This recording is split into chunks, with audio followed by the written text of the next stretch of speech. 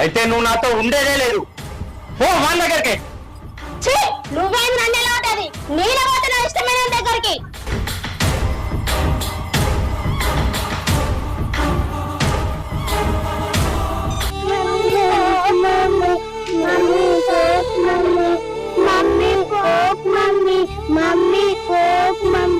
ఈ రోజు నుంచి మీ అమ్మ చచ్చిపోయింది.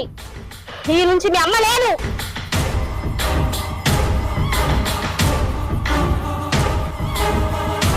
మమ్మీ పోకు, మమ్మీ పోకు, మమ్మీ.